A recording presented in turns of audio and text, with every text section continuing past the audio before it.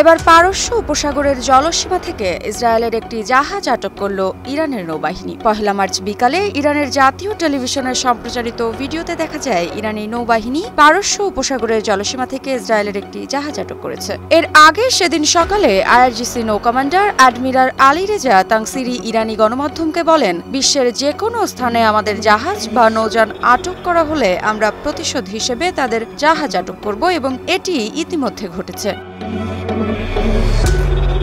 মধ্যপ্রাচ্যে চলমান উত্তেজনাপূর্ণ পরিস্থিতির মধ্যেই একের পর এক উচ্চ ক্ষমতা সম্পন্ন সমরাস্ত্র, ক্ষেপণাস্ত্র, ড্রোন ও যুদ্ধজাহাজ উন্মোচন করে যাচ্ছে ইরান। এরই ধারাবাহিকতায় সম্প্রতি দেশটি একটি উচ্চগতির নৌযান উন্মোচন করেছে, যা বিধ্বংসী যুদ্ধজাহাজ মোকাবিলার জন্য উন্নত ক্রুজ ক্ষেপণাস্ত্র বহন করতে সক্ষম। সেই সাথে ইরানের স্থল বাহিনী আনুষ্ঠানিকভাবে ভারী, আধা ভারী এবং অতিরিক্ত ভারী সামরিক সরঞ্জামের নতুন বহর গ্রহণ করেছে,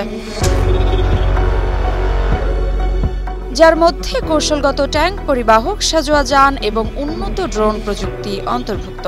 এর আগে দেশটি একটি উচ্চগতির নৌযান উন্মোচন করেছিল, যা বিধ্বংসী যুদ্ধজাহাজ মোকাবিলার জন্য উন্নত ক্রুজ ক্ষেপণাস্ত্র বহন করতে সক্ষম। ইরানের বিপ্লবী গার্ড বাহিনীর অধীনস্থ নৌবাহিনী এই উচ্চ গতিসম্পন্ন নৌযান উন্মোচন করেছিল। এদিকে ইসরায়েলের ট্রু প্রমিস অভিযানের ট্রু প্রমিস 3 নির্ধারিত সময়ে সম্পন্ন করা হবে বলে ঘোষণা করেছেন ইসলামিক রেভলিউশনারি গার্ড কর্পস আইআরজিসির একজন জ্যেষ্ঠ কমান্ডার। বার্তা সংস্থা মেহের নিউজ এজেন্সি জানিয়েছে, বাহিনীর ডেপুটি কোঅর্ডিনেটর আলী ফাজলি অভিযানের প্রতি অঙ্গীকার পুনর্ব্যক্ত করে এর কৌশলগত গুরুত্বের ওপর জোর দিয়েছেন। তিনি বলেন, ট্রু প্রমিসের প্রথম ও দ্বিতীয় পর্যায় ইতিমধ্যে সম্পন্ন হয়েছে, তেমনি তৃতীয় পর্যায়ও নির্ধারিত সময়ে সম্পন্ন করা হবে। ২০২৪ সালের ডিসেম্বরে IRGC deputy commander Real admiral Ali ফাদাবি প্রতিশ্রুতি দিয়েছিলেন যে ২৬ অক্টোবর ইসরায়েলের বিমান হামলার জবাবে তৃতীয় অভিযান চালানো হবে। ইসরায়েলের ওই হামলায় ৪ ইরানি নিহত হয়েছিল। এখন এমনই ফুরফুরে মনে থাকবে সবাই। বসুন্ধরা টয়লেট্রিজ, ফুরফুরে মন সারাক্ষণ।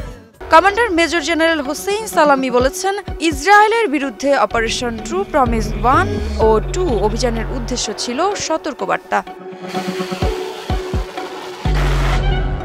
এদিকে জাহাজ আটকের বিষয়ে ইসরায়েলের তরফ থেকে এখনো কোনো মন্তব্য বা প্রতিক্রিয়া পাওয়া যায়নি। ইরানের এই পদক্ষেপের পর মধ্যপ্রাচ্যে উত্তেজনা বাড়তে পারে বলে আশঙ্কা করছেন বিশ্লেষকরা।